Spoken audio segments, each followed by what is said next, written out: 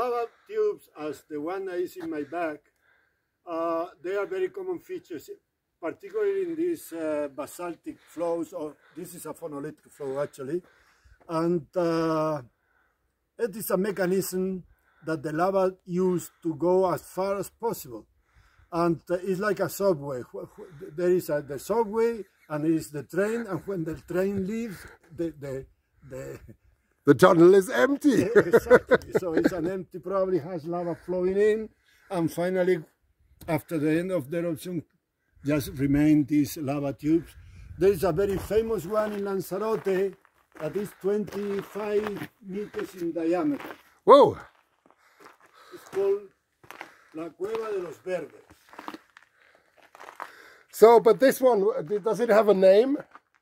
Oh, this apparently there were a lot of bats living inside, and this is called the Cueva de los Pájaros. Pájaros means birds, but actually were bats. The bats, okay. So this is the BATCAVE, if you will. Exactly. So the BATCAVE on Tenerife.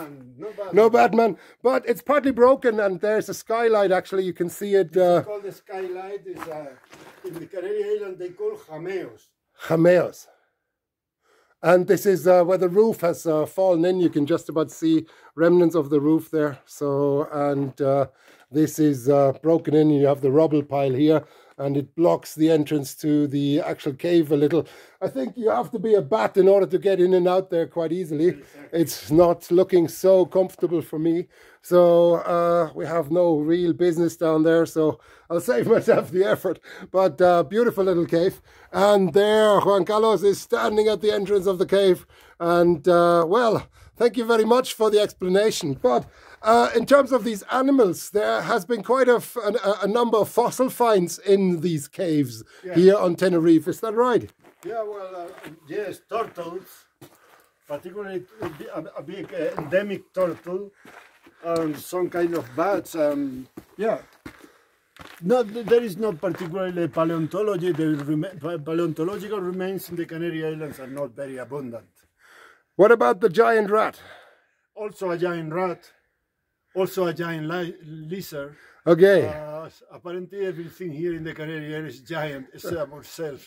But apparently it was the Guanche, the Aboriginal people, who loved them for dinner, exactly. Which was a key problem there for their survival. It was not, the extinction was not a natural phenomenon. The Guanches started to like this type of protein. Lizard barbecues. Exactly. Who can blame them? I'm sorry. So. Exactly. And look, a phonolite, you see the feldspar. Yes, this is a felsic rock. It's not as dark, and it's got nice big kind of feldspar crystals here. You can just about see them.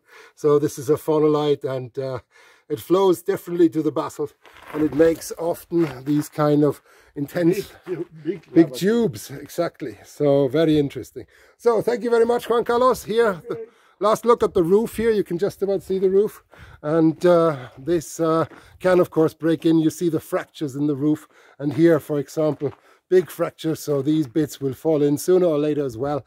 It's unfortunately just you know, a question of time, and this is of course a key issue. Imagine you live on La Palma and you want to build a house on the new lava. Well, if you have a lava tube underneath like this, it might look quite stable on top, but it could be hollow ground underneath, making it a little bit of a difficult thing. So, thank you very much, and I say goodbye by looking around the corner very briefly, looking at the skylight from above, and I think we can go there, yes. So here we are.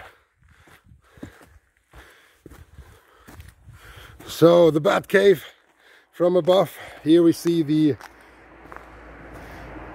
lava tunnel roof, and it's heavily fractured. It's not very stable, and of course these things break in, particularly if there's any kind of little earthquake or any pressure put on top. Then these things don't remain in position, and then you have a little rock fall into the cave. So it's a subterranean rockfall potentially that happens there. For example, there you would have part of the roof caving in, but not the surface. So it's a bit like mine kind of subsidence, so underground. And these are of course dangerous features once you're in such a cave. Well, thank you very much. All the very best, and talk to you very, very soon.